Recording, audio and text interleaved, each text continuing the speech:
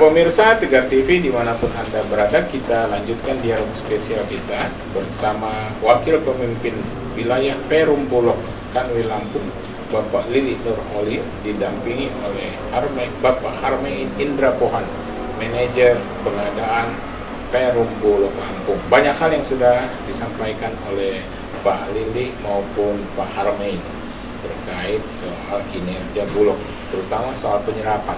Di sesi ketiga ini kita bicara soal penyaluran dan rumah pangan kita ini, Pak Harme dan Pak Lili.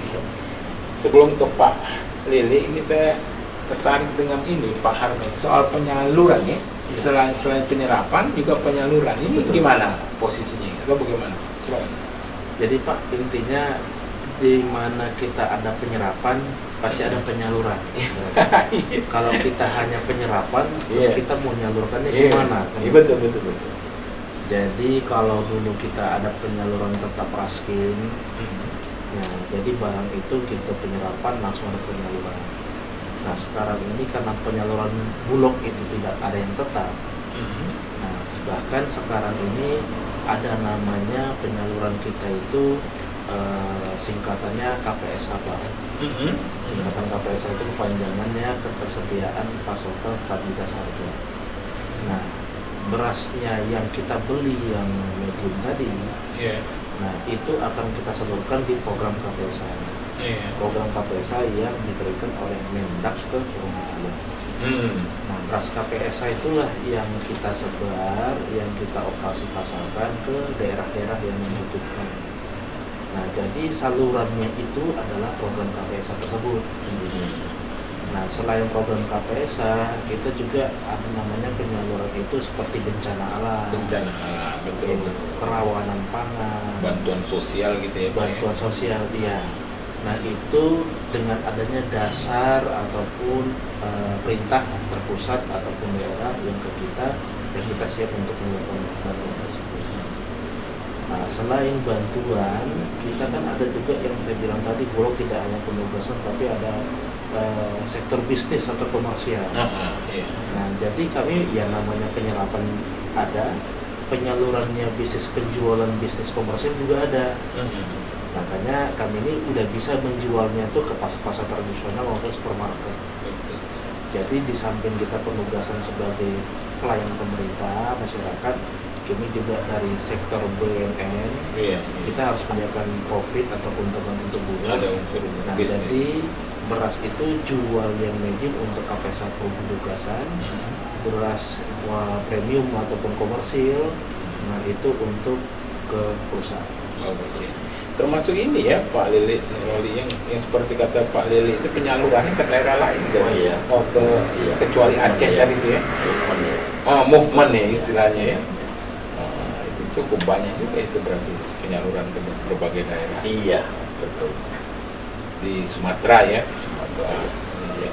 Nah ini Pak, ini selain penyerapan tadi, ini yang menarik ini juga soal rumah pangan kita Pak Harme. Itu kan ya apa istilahnya bisnisnya Bulog ya. Ya kan seperti rumah pangan kita kan bentuknya kayak minimarket dan sebagainya. Itu gimana RPK kita sekarang? RPK kita seluruh Lampung itu ada sekitar 1.370-an ya. Banyak ya, 1.370-an ya. Di Lampung sendiri, Bandar Lampung itu ada sekitar 450-an. 450 dari 1.370 ya. Iya. Memang filosofi berdirinya RPK ini awalnya adalah sebagai kepanjangan tangan Bulog untuk mengendalikan harga di pasar. Oke. Kemudian berkembang seperti sekarang ini, jadi selain dia menjual beras untuk menekan harga, juga untuk kebutuhan masyarakat. Makanya kan kemudian juga selain beras juga menjual komoditasnya lain, beras, minyak goreng gitu ya.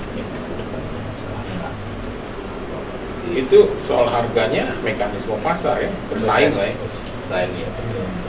Jadi kita punya skema selain dengan BPSO application kita juga punya skema komersial. Dan RPK inilah salah satu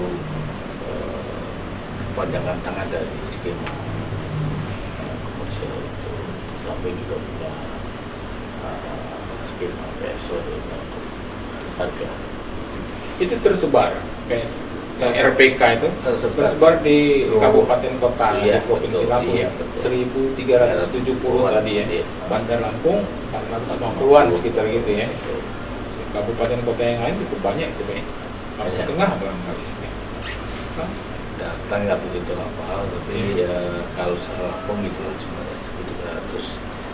Di rata-rata ya setiap daerah ada 10 lah paling minimal itu. Iya. Cukup punya sebuah itu. Kalau misalnya pemirsa Tegar TV atau masyarakat Lampung lah yang ingin menjadi apa ya agen RPK atau distributor RPK ini bagaimana, Pak? Bisa datang ke wilayah di Lampung atau di cabang yaitu di Metro. Oh ada ya di Metro ada ini bisa datang ke sana, kemudian Iya. ke Kota Bumi cabang Lampung Utara. Oh cabang Bulog ya. Atau cabang Batu di Kalianda dan cabang Batu di Donggala. Silakan mendaftar di sana. Nanti oleh teman-teman di sana akan dilayani dengan sebaik-baiknya. Tapi tentunya sesuai apa ya kesepakatan atau ketentuan yang berlaku ya, Pak. Secara harus sesuai dengan aturan berlaku, tapi saya jamin tidak ada hal yang menyulitkan setiap masyarakat yang minat untuk menjadi anggota RPK dipersilakan. Bahkan kita sekarang ini punya mobile, artinya lewat Online handphone ini ya, kita bisa pesan di kantor, maka kita akan melayani kebutuhan RPK yaitu satu bentuk beras, nanti akan kirim ke sana.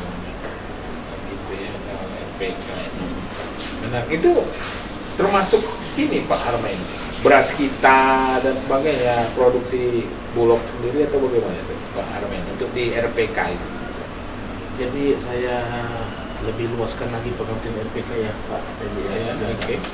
Jadi RPK itu kan singkatan dari rumah pangan kita. Ya, oke. Yang mungkin dia itu kan jaringan pemasarannya Bulog.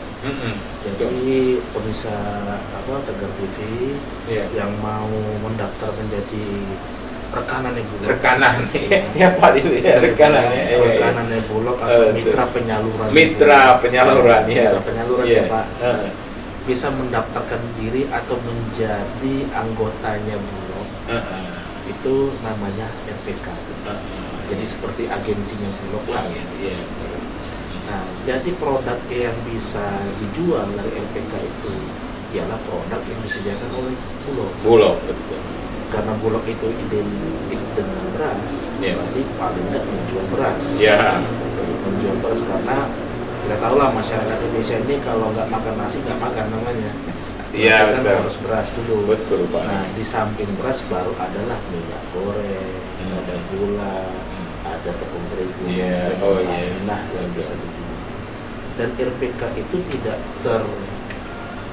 kecuali misalnya nih dia punya toko misalnya.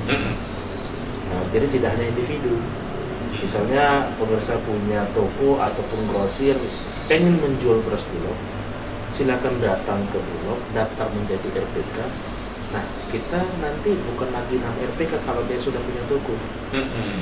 Nah, kalau RPK ini kan individu Pak. Oh iya. Nah, nanti namanya bukan RPK tapi memang menjadi TPK. TPK. Nah, TPK itu toko Pangan kita. Nanti kita sediakan spanduknya. Wah, kita di spanduk itu ada gambar produknya. Iya. Nah, nanti kita sudah ada komunikasi, ada perjanjian jual beli dan administrasi lainnya. Yang pasti administrasi tidak susah Pak. Tidak KTP pasti. Pasti KTP. Antara lainnya. KTP dan isi formulir paling bawa materai doang. Oh iya. Ya, materai doang. Nanti kita survei tempat daerahnya di mana. Udah. Iya. Nanti kita cukup mudah. Yang penting datang aja ke kantor. Nanti kita bicarakan lebih lanjut itu aja. Iya.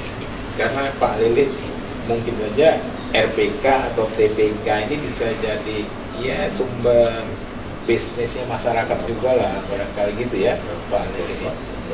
Oke.